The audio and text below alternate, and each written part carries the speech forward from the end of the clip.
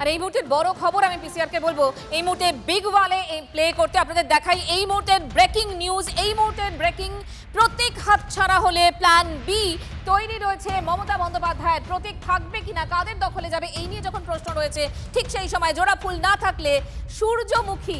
এবং এই মুহূর্তে যেটা খবর যে জোড়া ফুল না থাকলে সূর্যমুখী ফুল প্রতীক করবেন মমতা বন্দ্যোপাধ্যায়ের সূত্র মারফত এটাই খবর পাওয়া যাচ্ছে। অর্থাৎ নতুন প্রতীক, উপনির্বাচনের আগে প্রতীক বিড়ম্বনায় তৃণমূল। প্রতীক হাতছাড়া হলে প্ল্যান বি তৈরি রয়েছে মমতা বন্দ্যোপাধ্যায়ের। জোড়া ফুল না থাকলে সূর্যমুখী প্রতীক করবে কালীঘাট তৃণমূল সূত্রের খবর। প্রতীক নিয়ে তৃণমূলের টানাপোড়েন পৌঁছেছে নির্বাচন কমিশনে। কয়েক দফায় নথি জমা দিয়েছে দুই তৃণমূলই।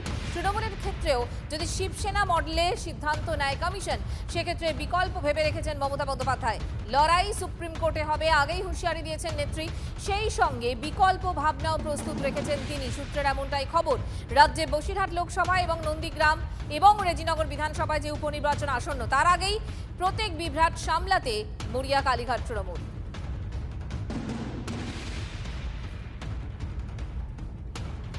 প্রত্যেক বিড়ম্বনা নিয়ে কালীঘাটের বাড়ি থেকে সোশ্যাল মিডিয়ায় কি বলেছিলেন মমতা বন্দ্যোপাধ্যায়, শোনাই আপনাদের। নির্বাচন কমিশনের কাছে কমপ্লেন করিয়ে আপনি সিম্বল কেড়ে নিতে পারেন, যদিও আমরা জানি সিম্বল আপনার পক্ষে যাবে না। কিন্তু ধরে নিলাম যদি ভ্যানিশ কুমার বাবু আমাদের পার্টিকে ফিনিশ করার জন্য ইলেকশনটাও করেছেন, যদি সিম্বল দিয়েও দেয় তাতে কি যায় আসে?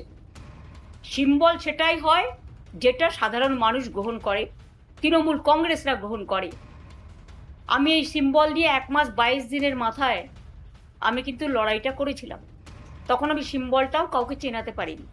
আর এখন দরকার আমি গলায় সিম্বলটা ঝুলিয়ে মানুষের কাছে যখন বেরোবো, আপনারা কি আমার কণ্ঠরোধ করতে পারবেন? অত সস্তা নয়। হ্যাঁ, কণ্ঠরোধ করতে গেলে আপনাদের আমাকে প্রাণে মেরে ফেলতে হবে।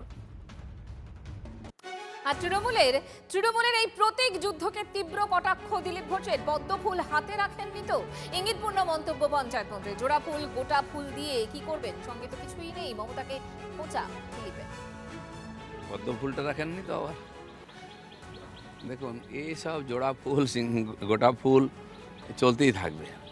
আজকে ফুল নিয়ে কী করবেন? পার্টির অফিস, পার্টির অ্যাকাউন্ট কিছুই তো নেই হাতে। আর যারা চালাবে এমএলএ এমপি থেকে কর্মী, তারাও নেই সঙ্গে। অস্তিত্ব রক্ষার লড়াই লড়ছেন, তো স্টেটমেন্ট দিয়ে যে কদিন চলে।